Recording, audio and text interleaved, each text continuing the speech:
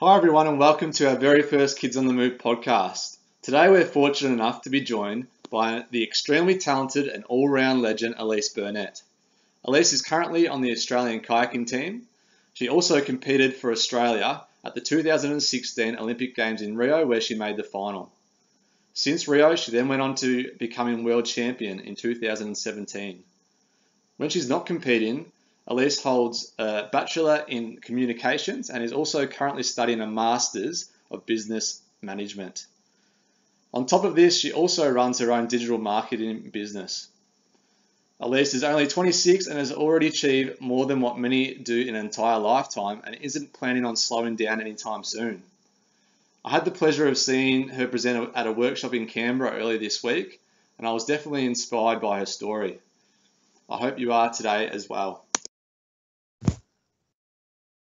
All right, welcome Alyce. Thanks for joining us today for our first podcast. No worries at all. It's very good to be here. Very excited. How are you going today? Yeah, very well, thank you. I've had a big morning of training and I've got the afternoon off now, so pretty stoked to just be chilling. Beautiful, beautiful. All right, so we're going to start with just a bit about where you came from, what life was like growing up for you. If you could let us know whether that's schooling or family life, just a bit of background about you. Yeah, so I grew up on the Sunshine Coast. I grew up in a family who loved sport, and I grew up around the beach and around a lot of water sports, I suppose.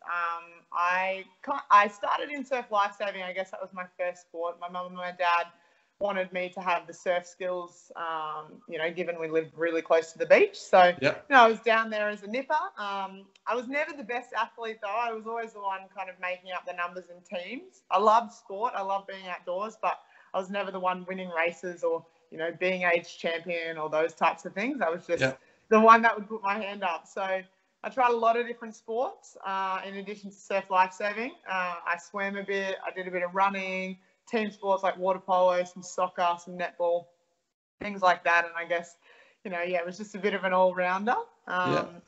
And I guess, just growing up, it was a nice cruisy lifestyle being on the Sunshine Coast and, having a really good family kind of support around me who lived and breathed the outdoors and being active. Yeah, definitely. It does help when you have that, the family or the friendship circle to support you through and back whatever you want to do. And I guess you did try lots of different sports before you found what you really wanted to do. But just going back to earlier, what first inspired you to become an Olympian? So my first kind of taste of the Olympics that I can remember anyway was the Sydney 2000 Olympics. I was 8 years old and headed down for the day with my mum and my best friend and her mum to watch the basketball and the European handball, which are two kind of sports that I hadn't really ever seen before, especially the European handball, I suppose. And we went down and we watched a few random countries. I didn't watch any Aussies. And then we headed back. So it was literally like a 14-hour round trip, I guess. But, being able to go to a multi-sport event and as a kid and, be around the mascots, be around the hype, see everything going on, see how much the athletes, I guess, poured their heart into it. It really made me realise that I wanted to be an Olympian. I just had no idea what sport in. Yeah. So I guess that's really what kick-started my dream. And so that was 8, and I didn't actually start kayaking until I was 15, 16. So there was a long time there where I was just kind of floundering and testing different sports and different things. But, I think I often reflect back on that day that we went down to Sydney, and we've got heaps of photos, and I've still got a few of the mascot toys actually in my office. And it's really fun to think back that's kind of what started the fire in the belly. Yeah, absolutely. And I think from that workshop we were at the other day, a lot of people do remember the 2000 Olympic Games so vividly, obviously because it was in Australia, but I'm guessing that there are a lot more other Olympians that were inspired that same time as you were. I know I just looked at your website last night and realised you're the same age as me. I'm actually a bit older than you, which makes me feel a bit older than what I thought I was. But definitely that time was really inspiring, and I can see how you got that urge through that. Definitely. So you said that you were 15, 16 maybe when you started kayaking. How did you first become involved in that? So basically, it was through surf lifesaving. So kind of when I was 14, I guess, I'd almost given up on the idea of finding an Olympic sport. I'd tried so many different sports, and I just wasn't quite cracking it, or it wasn't quite clicking. So I decided I'd focus on surf Ironwoman racing, which is a swim leg, a board leg, and a ski paddling leg. So when I was 15, that's when you're allowed to start ski paddling legally with insurances and stuff. And I guess the natural progression is to hop in a kayak. So ski paddling's in surf, kayak is flat water. So you can work on your technique and really hone those skills before you get out into the wild, I guess. So I went along, there was a squad down the road that I went along to try out for. And, I made the cut to make that training squad. And I guess the rest is history. The first probably 6 months though, I really was not very good at kayaking. I fell in a lot. My mum used to say, she'd pick me up from training and I'd be saturated and I looked more like a swimmer than a kayaker, which was pretty funny.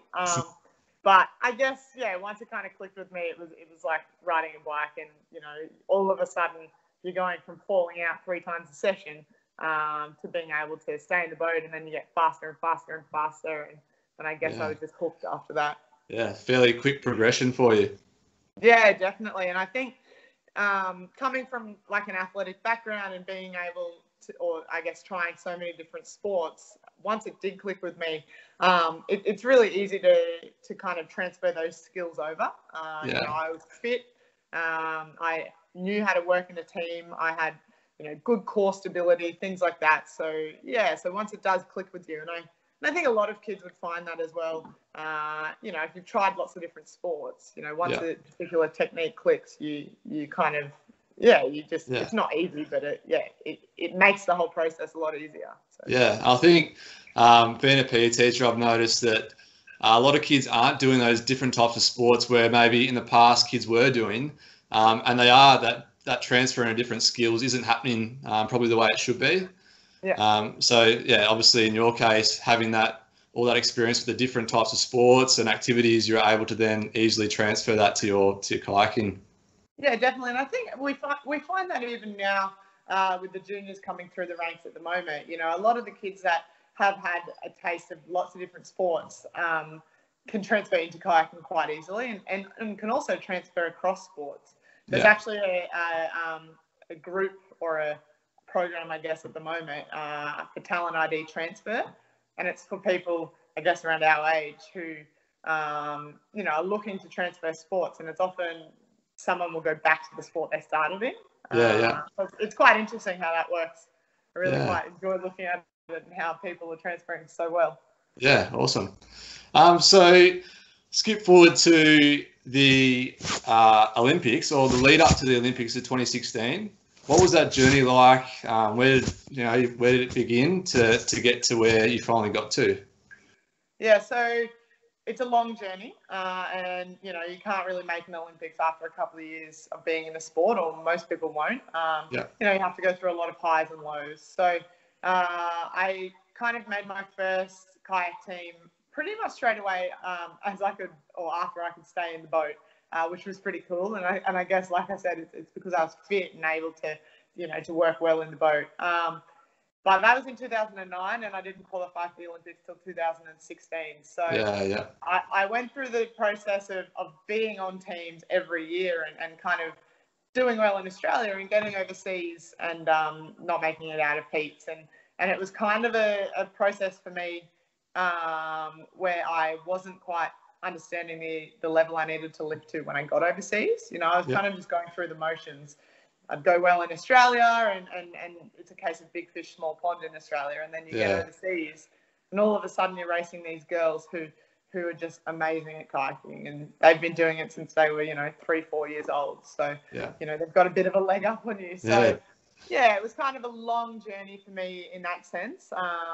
And then it kind of all started clicking when I jumped in a K2, which is a double boat, with my now K2 partner, Alyce Burnett.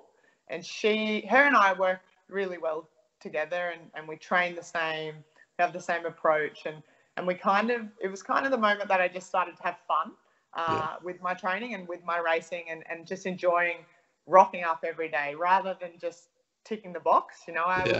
I was ticking the box, but I was doing it well, and I was getting the most out of myself, and we're both getting the most out of each other. So that was in 2014, and so I guess it was quite a quick progression between teaming up with her and then debuting at the Olympics. We raced our first international season together in 2015. Yeah. Came back or had 3 spots up for grab for the Olympic team, and I guess we weren't favoured to make that team. We hadn't won a race in Australia before, let alone, done well at an international stage. So to be able to win 2 races in a row, which is what you had to do to be selected, was a pretty big achievement for us. And I often say to people, I don't think it's because, we did or we trained better or we trained harder or we were better athletes. I think when you get to our level, you're all doing the same training. You're all kind of, being in the gym 3-4 times a week. You're on the water 8 times a week. You're doing around the same things. We're all built the same, et cetera, et cetera. But the difference for us was that we just took the pressure off ourselves and we really enjoyed the process. And we kind of said, as long as we got to the finish line and we weren't disappointed no matter what the result, then we'd be happy. We didn't leave any stone unturned, basically. So it worked out in our favour. Awesome. So then you went to Rio and no one gave you a chance to even make past the heats. What happened? I guess it was kind of a rerun of our domestic season. We were the underdogs, the young girls going. A lot of people were saying that it was going to be our first, or basically a trial run for the 2020 Olympic Games in Tokyo. And being so young and so, I guess, inexperienced at that level. But we went over there and again, took the pressure off ourselves. We set our goal as, at first, making the final, and second, we wanted to get top 6 in that final. And so it was, I guess, 2-tiered. And we got over there and we really enjoyed being, around the Olympic environment, as you can imagine. But we just made sure we stayed within ourselves and within our little team, which is what we do at every regatta, whether it be, just down the road or over the other side of the world. So we got to race day and we had our heat and our semi on the same day. I think they were about an hour and a half apart, which is quite a quick turnaround for us. Yeah, definitely. And we knew that was going to work to our favour. Where we've both come from like a long distance type background, so backing up is really good for us. And so we did our heat. We were quite tactical in our heat. We didn't spend all our bickies. Basically, we got to our semi-final and we had a pretty tough semi on our hands, and top 3 made it through to the we basically just had the race of our lives. And a lot of people say they have the race of their lives in their final, but for us the semi-final was our final. If we didn't have a good race then, there was no final for us. So we put it all out on the line and we ended up getting 3rd, so just making it through to the final. And we were like ecstatic with that. We'd achieved one of our goals, and be able to do that in front of the big crowd, which included some of your family and friends. It was real special. Can you describe at all how that feels to be in that situation, and knowing that you've made an Olympic final? Yeah, it's a surreal feeling, and it's one that you can't, to be honest, put into words. I mean, we crossed the line, and it was a really tight finish, so we didn't know straight away whether we were in or not. Yeah. So it was like the longest 30 seconds of my life waiting for it to come up on the scoreboard.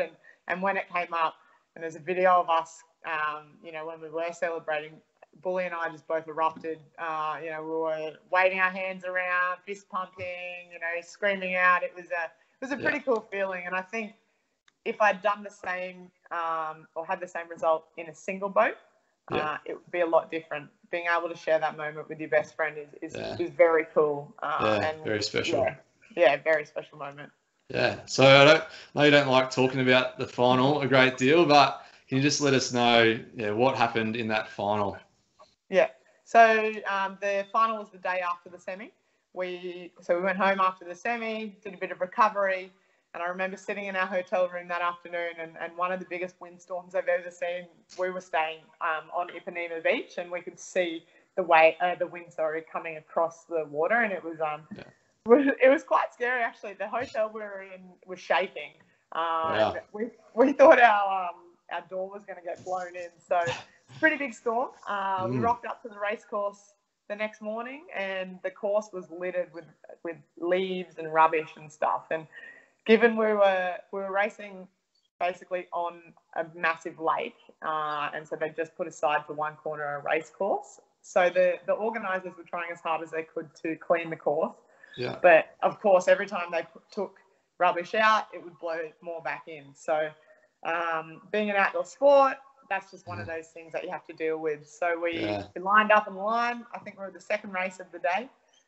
We took a couple of strokes after the gate dropped, after they said go, and we caught a massive leaf like about this big on our nose. No. And it's guttering. Like you're in an Olympic final, you've dreamt about it for so long. You're feeling really good. We felt really good together. And all of a sudden, you've got this leaf on the front of your nose, and at that level, everything has to go right. So, yeah, definitely.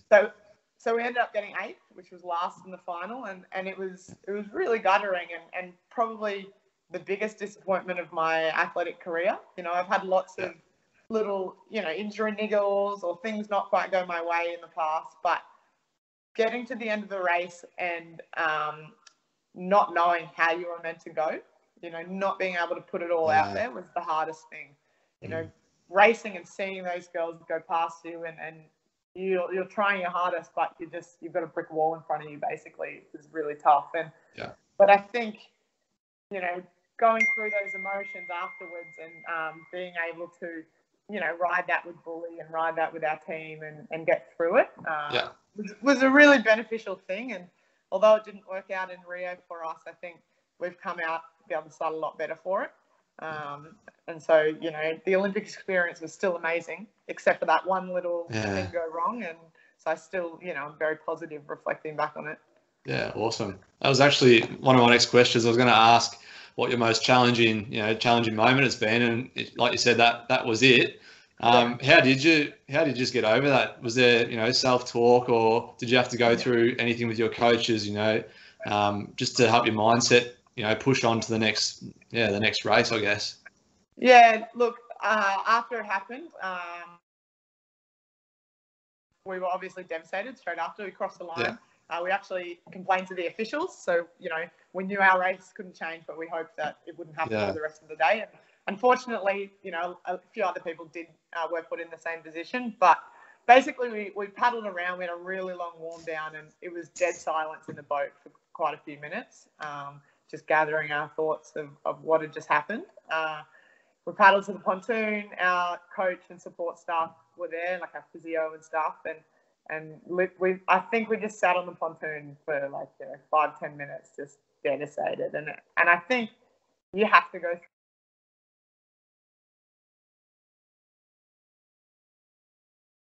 through their emotions and try to score. You have to go through the lows to really feel the highs as well and appreciate the highs. So we had a bit of an emotional time there. We went and saw our family out in the grandstands and had another cry, and then kind of after the day was finished, after we'd watched all the finals for the afternoon, we went back to our hotel and we sat down with our coach again, and we just spoke about how grateful we were to be in that position for starters. We'd achieved one of our main goals. We'd showed people what we can do, and that we were on the scene now, and that now our goals were set on Tokyo.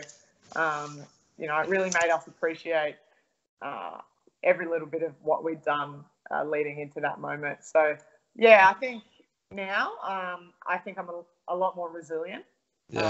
I appreciate things a lot more, and I can also just not take things too seriously, I guess you could say. Like, if I rock up to a race maybe, and now there is a bit of it might bring back some bad memories, but I can also just be okay with that. It made me realise that we are in an outdoor sport and an uncontrollable environment, and that's life. Definitely. And there's nothing you can do about it. Yeah, awesome. So obviously you would have had heaps of great coaches and mentors, friends over your athletic journey. What do you have one piece of advice that really sticks to mind that you've been told or given by any of those people? Well, you say that, and my coach often says this one thing, and she hasn't said it to me in a while, probably because she said it to me on repeat a lot of times when I was younger, but she says it to the juniors now. You know, before a race, when you're going out, you know, and you're really nervous, you're shaking, and it's quite confronting to be in a race, because especially in a single race, because you're the only one that can, you know, make or write your destiny. You're the only one out there, so it's quite confronting. And she always says, you know, what's the worst that can happen? At the end of the day, your mum will still love you, your dad will still love you, and you'll still have food on the table tonight. So I think that's, you know, it's exactly what my coach is like. She's very realistic.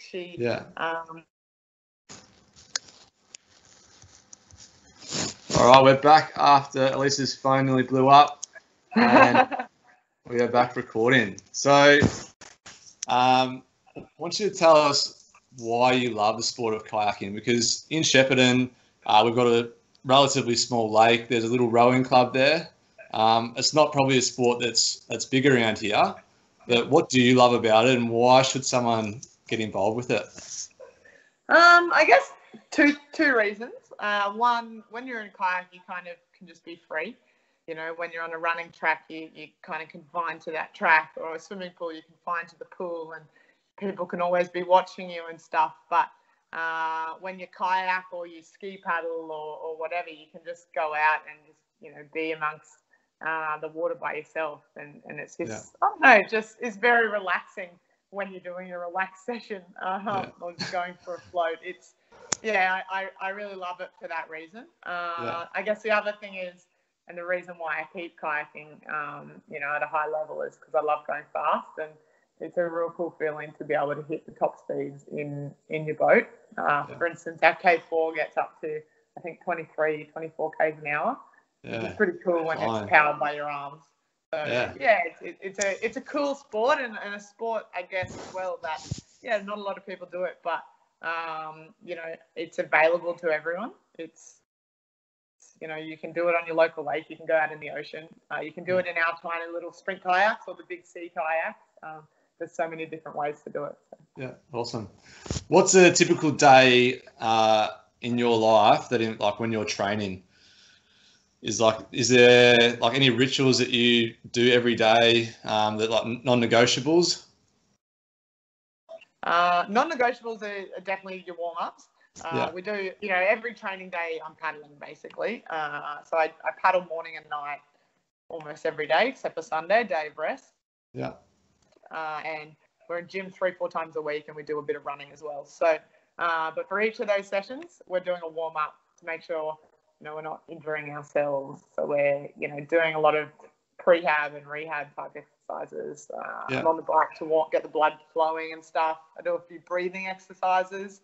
So it's just preventative stuff. Yeah, cool.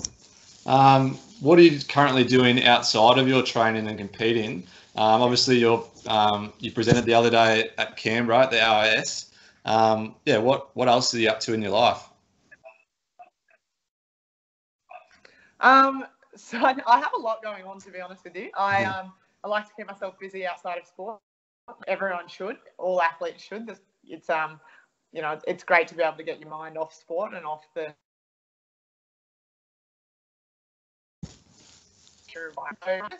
little digital marketing.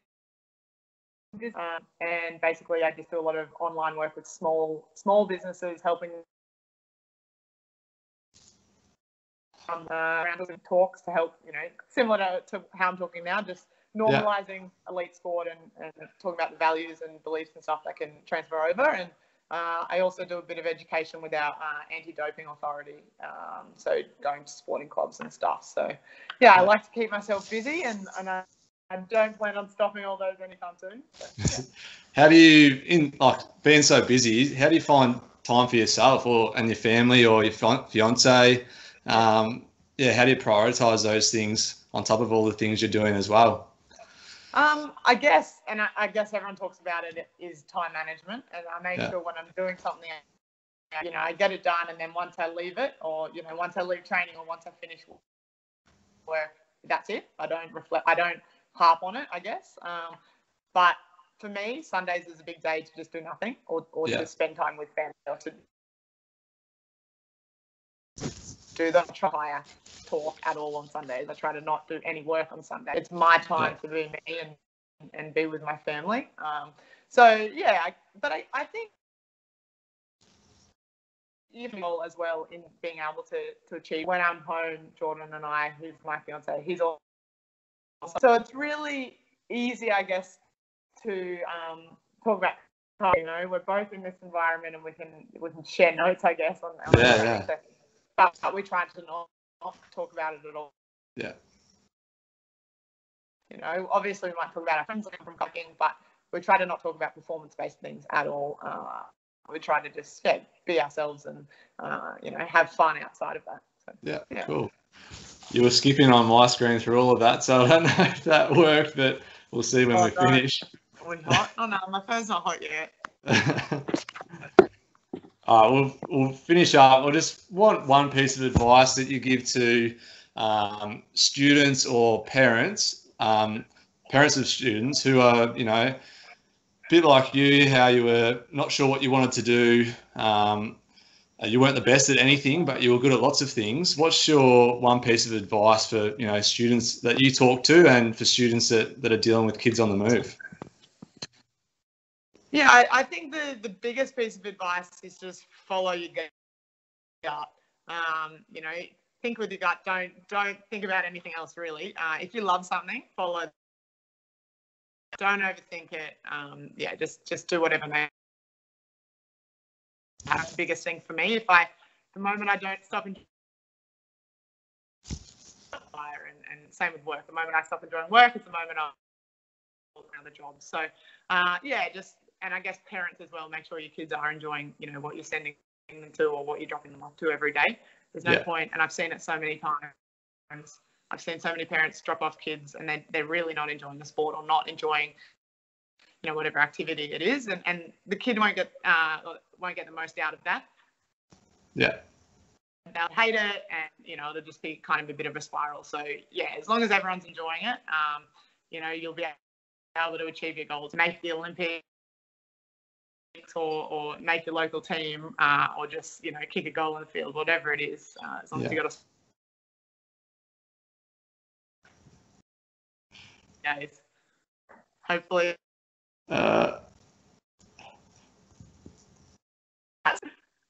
I can't hear a word you're saying. Oh no. I can hear now. My phone's not hot now though. I don't know what's going on. Maybe it's Wi-Fi. Yeah. Last one. We'll be seeing you at the 2020 Olympic Games. Yes. Hope. We've got qualifications to qualify. To be able to qualify a few spots, and then hopefully I'll be able to qualify my own name onto that team next year. So it's a big 18 months.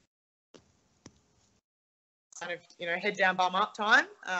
Try to get medals as we can on that team. Yeah, awesome.